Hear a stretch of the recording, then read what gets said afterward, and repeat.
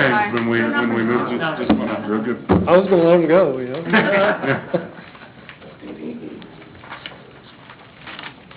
The Grand State construction obviously has been ongoing, and we've continued to have some change orders on the work being done to date. We've had just short of $15,000 of change orders authorized and completed on the project. Mr. Mayor, I've got 10 of these. If you'd like me to go through one by one and talk about it, I can, or if you prefer to just ask me about specific ones, however you'd like me to proceed. I would ask the council members if they've had adequate time to study new business item number 3, and whether or not they've got questions on the individual change orders, and if so, which. We have Tim standing by and ready. You go ahead. Yeah, you're gonna have. I don't want to irritate you or make You're you gonna. mad. Oh, stop. You're gonna have a few questions anyway. Change order number 11 talks about the material, the AB3 that was supposed to be used as base for Grant Street.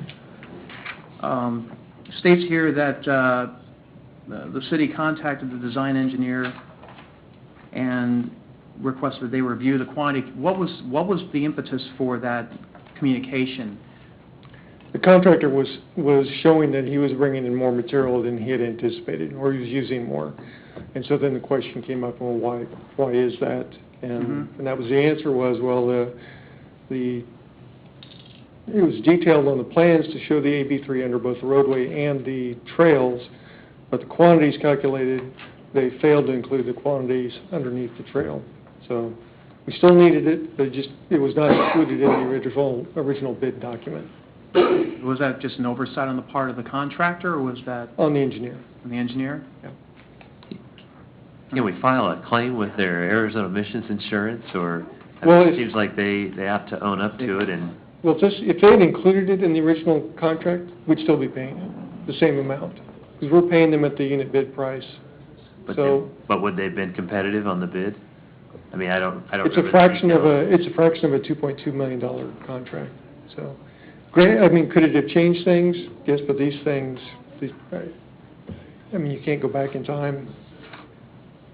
How much of? Could I just expand it on me? To me, if there's an error that causes us to spend money we wouldn't have, say if there's an error we had to pull something back out and replace it, then yes, we would go back to the engineer and expect compensation for that.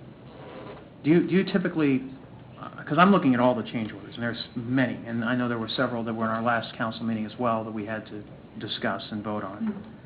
Is it typical that we see anywhere from a 5 to 10% overrun on low bid? Because right now we're at almost a 5% overrun or 3% overrun right now with all the change orders that are going to be approved. 3% is not unusual.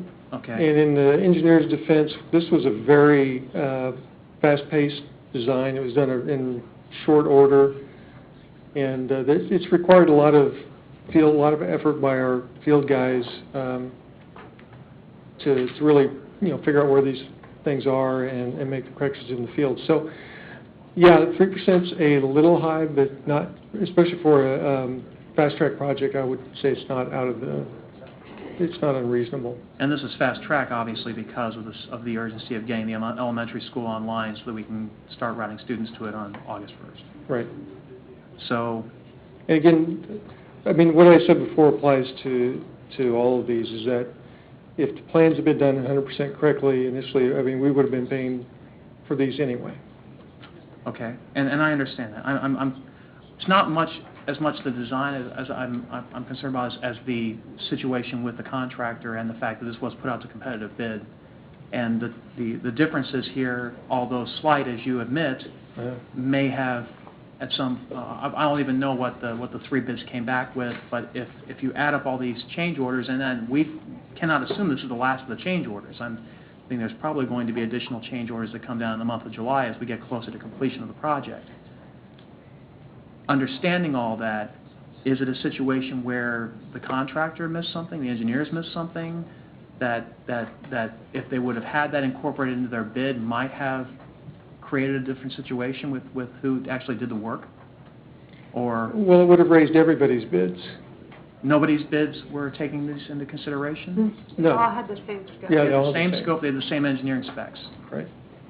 Many of these, there's no way to know until you've actually opened the ground and had access to it.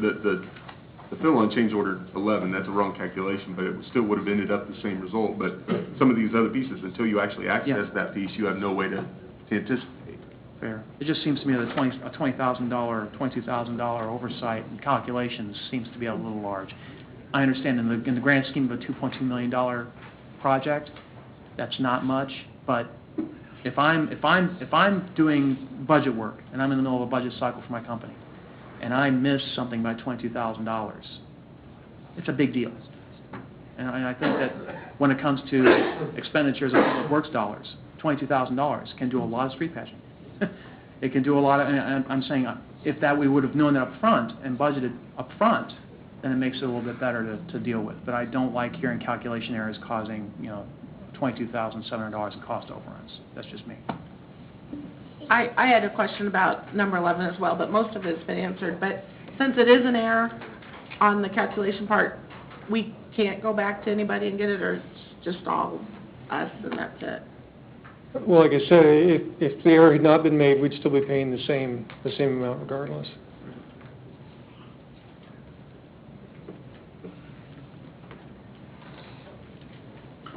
Okay, unless anybody has any further questions. Thank you, Jim. At this point, Actually, I do have one other question. So what happens if we deny this request?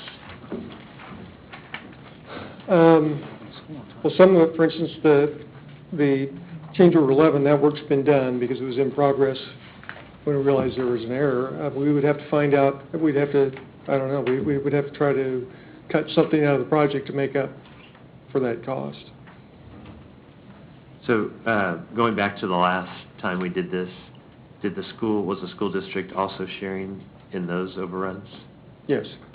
Yeah, that was for extra design work, but At the time of the meeting, we didn't know, but you're saying you've gone back after the fact, and am I right? We approved it, but we kind of asked that the school district be involved in paying. no, they've been fully aware on all of these going in that there's additional costs, and they've got on the hook for half of it. Okay. So this is the total amount, not just our share. Is that right? This is the total, and then 76. we're 50% and they're 50%? 76.8 is the total exactly, we'd be half of Okay. that.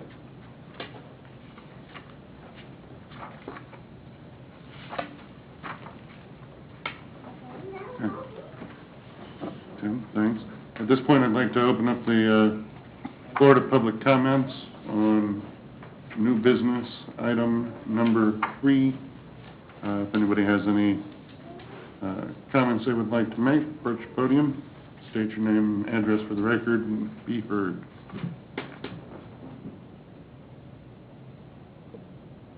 With no one coming forward, I would consider a motion. I move we authorize the city administrator to execute 10 change orders to the contract for the USD 231 School Campus Benefit District project in an amount not to exceed $76,814.11. Second. Motion Freeman, second Harrison. We authorize the city administrator to execute 10 change orders to the contract for the USD 231 School Campus Benefit District project in an amount not to exceed $76,814.11. All those in favor indicate by saying aye. Aye. All those opposed? Motion carries. New business item number 3. Consider passing an ordinance authorizing the mayor to execute a loan amendment agreement with the state of Kansas, acting through the Kansas Department of Health and Environment for the purposes of obtaining an amended loan from the Kansas Water Pollution Control Revolving Fund and for the purpose of financing a wastewater treatment project and establishing a dedicated source of revenue for repayment of such loan and authorizing and approving certain documents in connection therewith and authorizing certain other actions in connection with the loan agreement.